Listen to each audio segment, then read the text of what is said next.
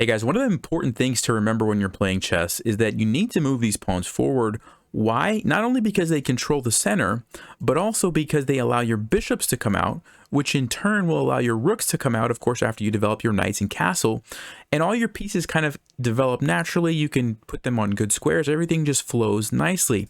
But sometimes these pawns get stuck and you can't move them forward. And if that happens, your bishops get stuck. And if bishops get stuck like this, and if your bishops get stuck, then your rooks get stuck, and everything is kind of bottled up. And the same is true for your opponent. They're probably going to be trying to push these forward, get their bishops out, get their rooks into the game at some point.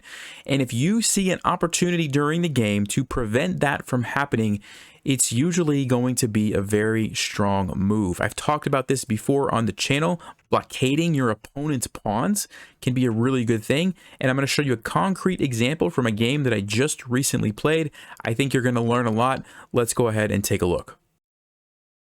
All right, so here's the game. I was playing this over on Immortal Game. I don't know if that had something to do with the weird opening that my opponent chose. Probably, because sometimes you're trying to complete quests, and so you'll start off with some maybe interesting moves that you wouldn't normally play. But plays the move f4, which doesn't really look good for white. It's too weakening. It's weakening along this diagonal. It's potentially weakening the center, and white is not really developed and in a place to start striking this way, especially when I have my pawn here. I can very easily capture that. Or I decided to actually play d4, push forward this way, take advantage of the fact that I can gain a tempo on the knight. My opponent played knight to e4, and here I saw a really nice idea. And it started with this capture. Now the point was, if white doesn't recapture me here, I have ideas of queen to h4 check, which look very dangerous for white. A lot of the times when you play queen h4 check, the only move that white really has at their disposal to prevent the king to get out of check is to play g3, right, to block the queen. But in my case, once my pawn is here, now I have the option to capture that, and it gets very, very dangerous for white very quickly. So because of that, I was really expecting my opponent that they had to recapture this pawn, which they did. And this led me into my follow-up idea, queen to e7. Now this is a really annoying move for white, because white would like to, play knight f3, bring this bishop out, play d3, and can just continue with normal moves. But after I pin the knight, of course it can't move, and I'm threatening to play a move like f5. So if white just kind of defends with the pawn, I'm going to play f5, and this knight is a goner. Can't move it. I'm going to just take it next move. So what does white have to play? Queen to e2. This is why I play this, because I noticed that after queen e2, I had a really good follow-up move. Now, I'd like you to pause and think through, based on what I said at the intro to this video, what do you think the move was that I played? All right, if you had a chance to look at that, the move was d3. And this is a really annoying move for white for a couple of reasons. Number one, the queen can't take, or we have a similar situation like I just mentioned. I play f5, the knight is gone because he can't move it, and I'm just going to take it next move with the pawn. So because of that, I guess white could play queen e3, which is probably actually a better option than what they did, but I'm still going to be able to take this pawn for free, and it's kind of annoying as well. But they captured this way in the game. And the big problem for here is, remember what I said, right? We want to be moving these pawns forward, getting our bishops out so that our rooks can get out, and the game goes on, right? Look at the massive problem that white has, okay? This is a huge deal. And when you're a beginner, you might see this and think, well, can't white just do other things, like bring the bishop over here and bring this bishop over here, or just move the pawns out of the way? You might not realize how terrible this is for white. But what happens is, like, let's just say, this takes two moves as opposed to just one move. Let's say they could develop the bishop there. Again, this takes two moves as opposed to just one move. They could develop the bishop here. This takes two moves. And so you see it's taking white a lot longer to complete their development. And so for me playing against black, I'm not going to sit around and wait.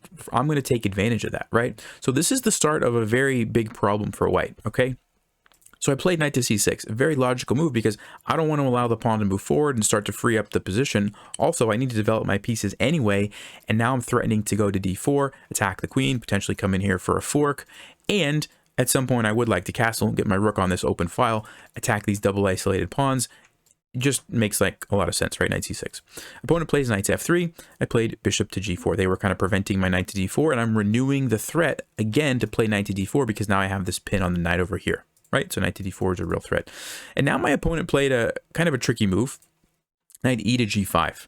And what they're hoping for is that we just get a simple trade. So for example, I take the queen, they take me, and all of a sudden white's position is okay. I mean, they're going to be able to castle. They can probably fianchetto this bishop over here, and the game goes on. Yes, I have some long-term weaknesses here. It's still a decent position for me, but it's not as good.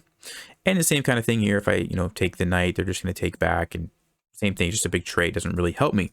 So if you'd like to pause, there's a really strong move here. It might be obvious to some of you, or it might not be. I'm not sure. Just go ahead and pause. And what do you think a good move would be here for black? All right, if you had a chance to do this, this is actually the top stockfish move, and this is what I played in the game, h6. And the reason this is such a good move is because regardless of what happens here with the queens, if white leaves it, or if white decides to trade, okay, my point behind playing h6 is that once the knight moves somewhere, which is what happened in the game, knight h3, the point is that now I can take here and completely destroy white's pawn structure. I already kind of messed it up here, but after this move, for example, the queen is pinned, remember, so it can't take. That's why it doesn't really matter what happens with the queens. Look at this position. You see these pawns? This is really bad news, right, for white. So in the game, I believe my opponent traded queen. Oh, no, they didn't. They didn't trade. So they allowed me to do this. I took it. And now I played knight to d4. Now, this brings me to another important point. Whenever you have tension like this, sometimes it's with rooks, or in this case, it's with queens. Usually, you don't want to trade, because if you're the one who makes the trade, you help your opponent. Let's just say I would have played this move. You help them because they can recapture and develop a piece at the same time, right? And so you kind of speed up their development. The way that I did it, I played knight to d4, forcing my opponent to capture me, right? If they don't, and they try to just make a random move, I have a fork here, right? So I forced them to basically trade, and now I can recapture, and I'm the one who gets a free developing move. So instead of my knight being back here and white's bishop being here, notice how I have two knights ready to go. Okay, so keep that in mind when you have tension. Now at this point, opponent plays king to f2. They were sidestepping the fork there, right? And I played knight to f4. Now this is a perfect example of how blockading your opponent's pawns can be really beneficial when they're blocking their pieces in, right? I mean, I couldn't have picked a better example if I would have just set up a board from a blank, board editor. Like this is amazing how these pawns are the best pieces that I have. As amazing as that sounds, these pawns are the best pieces that I have, because can't move, can't move, can't move. Even if it goes here, it can't move. Even if it goes here, it still can't really move. Look at that. I mean, and I'm going to castle. I'm going to put my rook here. I'm going to use my bishop. I'm going to bring this rook over. It's very straightforward. It's very easy because I don't have anything blocking my pieces, right? And so do you see how powerful? And all this started from that one pawn sacrifice earlier on d3. And actually, I'm curious. What I'm going to do is I'm going to go over to a board editor and remove these two pawns, and I want to see how the evaluation of the position changes. So just for your reference, right now it's minus 2.8. Okay, so it's almost like I'm being up a whole piece, minus 2.8. I'm going to remove these pawns, and I bet the position gets better for white. Even though I'm taking away some material, I bet it's going to get better. So let me go ahead and do that real quick, and I'll be right back.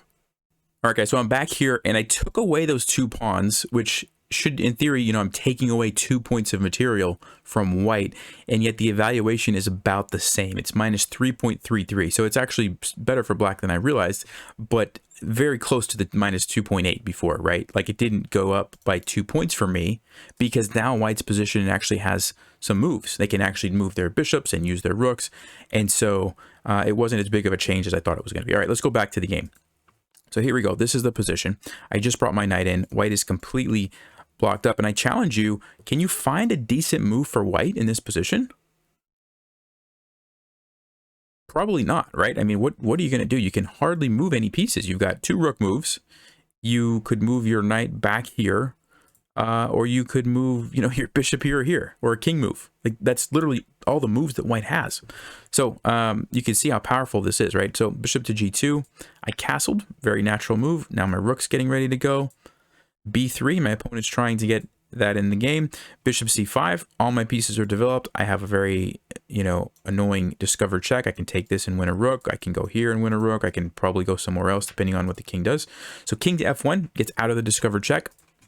Brought the last piece into the game, bishop to b2, and now I found a really nice move which basically finishes off the game, or at least threatens to. If you'd like to pause, what do you think I played here? All right, if you had a chance to look at that, the move is knight to e2. And there's a very amazing threat here. They didn't see the idea. They played rook here, and I had a very nice mate in 2 from this position. So if you'd like to pause and find that, mate in 2. All right, well, if you had a chance to look at that, the move is either knight, actually, over here. And notice how the king has nowhere to move, so white is forced to capture it. And then I finished off the game by bringing in the other knight, and that is a really nice checkmate. It's like a variation of a smothered checkmate, where there's some pieces kind of smothering the king, but also my bishop and rook were playing a role. So super nice game, and to the end of the game, these pawns were a problem for white, right? And so going back, the key moment, guys, this is what you need to remember. When you're playing a game like this, be on the lookout for opportunities, even at the cost of a pawn, right? When you can force your opponent to recapture and get some pawns that are blocking their pieces, right? And so that's what I noticed here. That's why I played queen e7 and d3, okay? And this is an idea that I think a lot of people will miss, because if you're not looking for it, you're not going to be thinking about giving up your pawns voluntarily like this, right? But I want you guys to start thinking about it, because these opportunities show up more often than you realize. So hopefully you guys learned something from this. And yeah, let me know if you have questions, comments, and I'll talk to you next time. Stay sharp, play smart, take care.